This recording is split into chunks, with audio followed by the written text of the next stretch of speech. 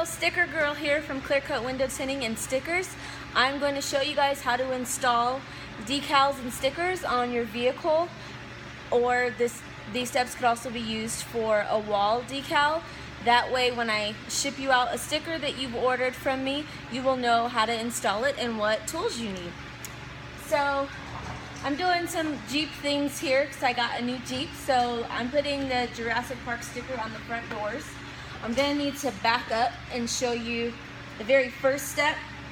I started and then remembered that I need to show you guys how to do this. So I have some 3M automotive refinish masking tape. We keep this on hand because we do this every day. If you don't have a tape this intense, that's fine, but something that's going to stick well to your surface. I wouldn't go with Scotch tape, but a painter's tape should work pretty well. First thing you want to do is put 2 anchors at the top corners of your sticker.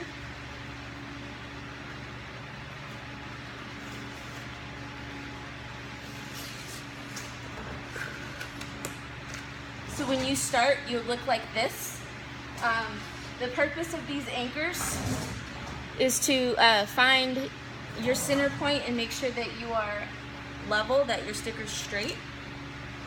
And so the next thing you're going to need is a measuring tape.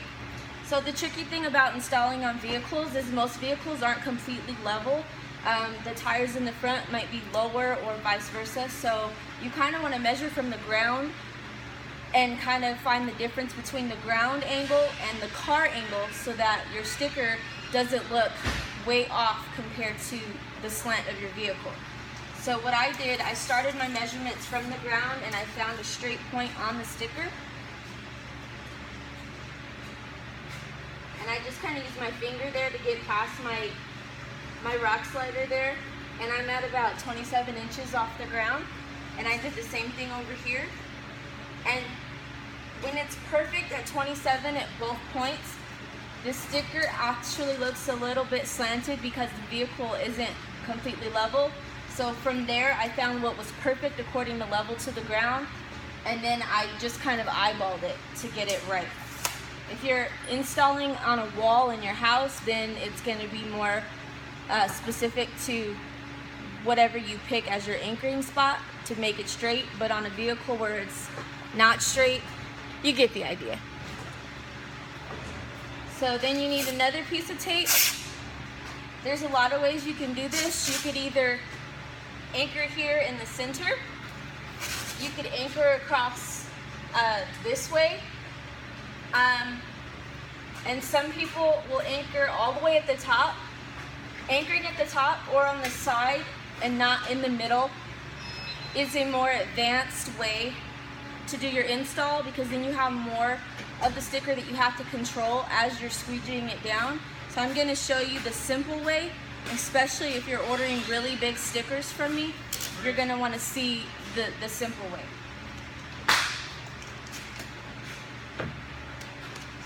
So I'm just going to choose to go this way and kind of line up with the top of the rectangle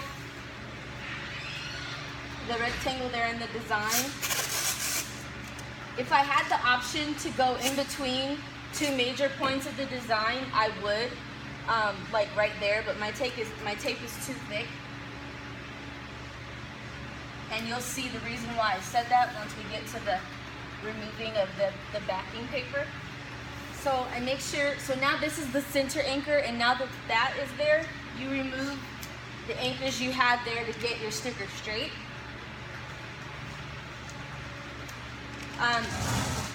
The next tool that you're going to need, which if you've ordered the sticker from me, hopefully I remember to put it in the package for you, is a squeegee. You can Google alternatives for squeegees if you don't have a squeegee, or they might call it a hard card. A lot of times people will use a credit card and maybe wrap a piece of paper towel around it. So first I'm just going to go over the sticker and push out any bubbles. Most of the stickers we ship out will come in a round mailer tube, so you definitely want to have allowed your sticker to lay out, maybe put something flat on top of it so that it could flatten out.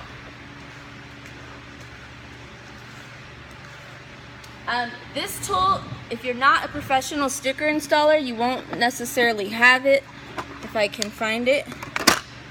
Oh, it's over here already. You can order these at www.supply55.com. I know that's probably going to be backwards in your mirror. I mean, in your video. But it's a blade and a guide to tear off your backing paper. If you don't have this, a pair of scissors works totally fine. Also, if you're not a professional and you're not really comfortable, I wouldn't recommend using like a regular blade doing this, because you could cut into your paint if you're not really careful and you don't understand what you're doing. So I'm going to start with the top half, and I'm going to peel away. Put everything else down so you're not juggling, but have it nearby. I just put mine on my rocker panel there, on my rock crawler, rock slider, whatever. So now you're going to hold your backing paper flat up against the surface and pull very slowly the paper that has the sticker actually attached to it.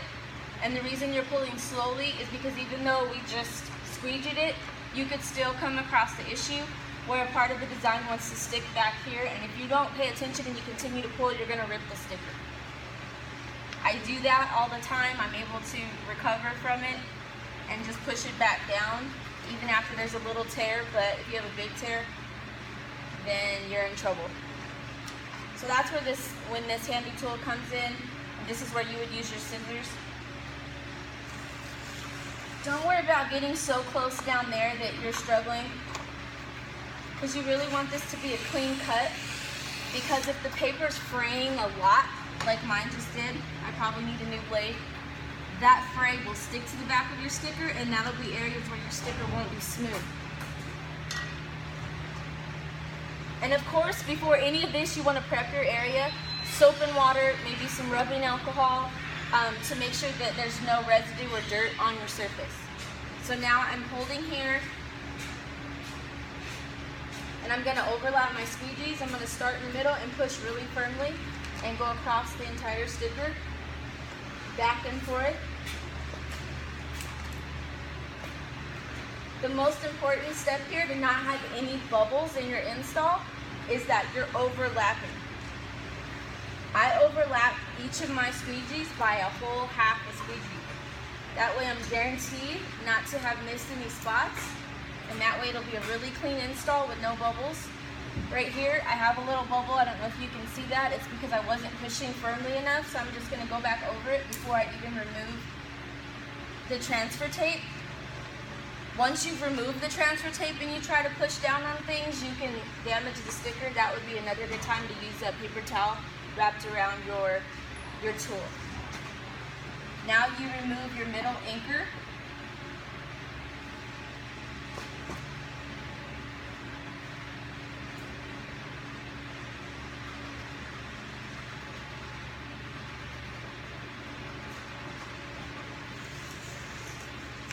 Pull the tape close to the paper. Here, it's actually separating my paper into layers, so I'm going to stop and try from the other side, because that would be really bad for my install. So start off real slow. You see I'm pulling at an angle, like a 90-degree angle, and I'm pulling really close to the sticker. I'm not pulling out like this. I'm pulling down, using both hands to kind of guide it, so that I'm not creating air pockets underneath. And if you do get some air pockets and pulling that tape, which you're likely to get, especially if you're using a professional tape like this because it's so strong, just use your tool and push those air bubbles out.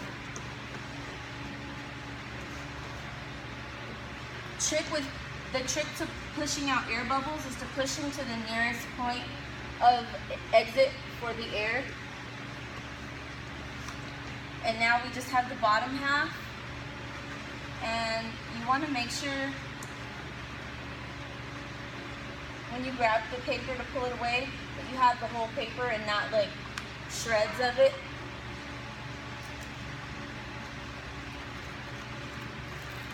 Pull slowly so you can watch. If you pull away and you see stickers still touching the backing paper, all you've got to do is just push the backing paper back down and push with your squeegee from the back side at this point because we're upside down. If it was up here, you might want to push the whole thing down and give it a squeegee.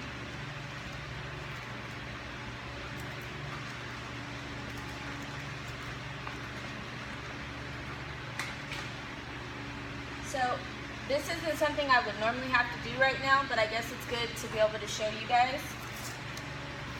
I'm gonna anchor, if I can, this is when I need 2 hands.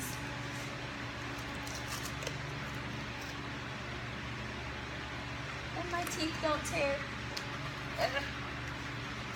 Okay, I'm gonna anchor this up here because I'm noticing there's some paper shreds, some frays from the backing paper that stuck to my sticker because my blade wasn't sharp.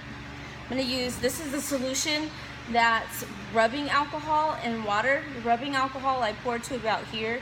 I don't know what this is, maybe a 20-ounce spray bottle. So I guess you'd say 1/4 of rubbing alcohol and then the other 75% with water. And I'm going to spray the sticker and rub off the paper that stayed stuck to the decal.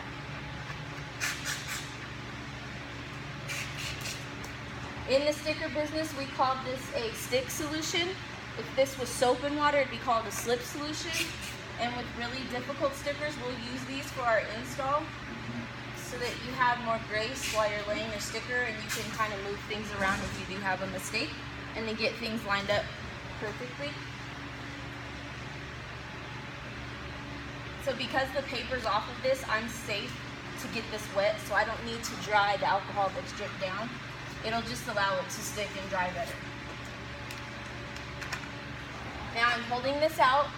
I'm gonna give it like some slack here in the center as I continue with my overlaps.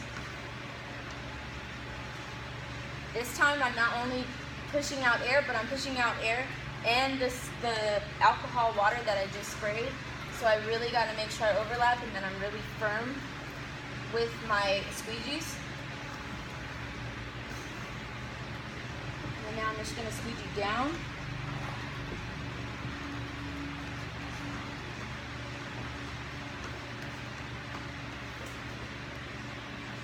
Just going over it again.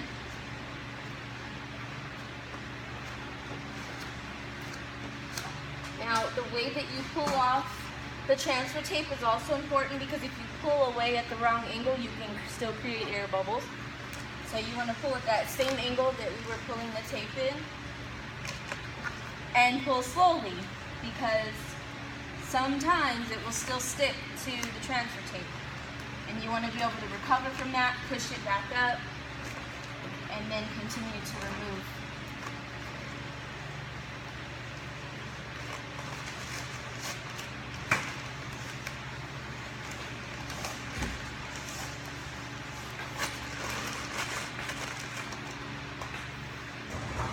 So on a sticker where there's really small details, it's much easier to install with the vinyl that needs to be weeded out still there and then weeded out on the surface of the install. Again, I wouldn't recommend using a blade on your paint if you're not a professional, but you want to pull away from the area that's supposed to come off. And even I'm nervous with the blade, so I'm going to use another installation tool called a chiseler.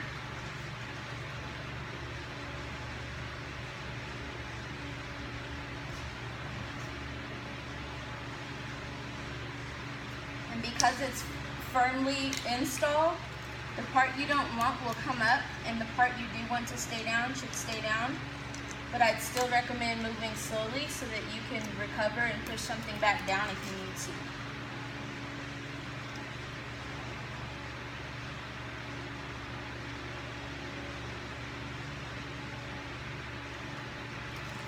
And there are her teeth. Give you a close up.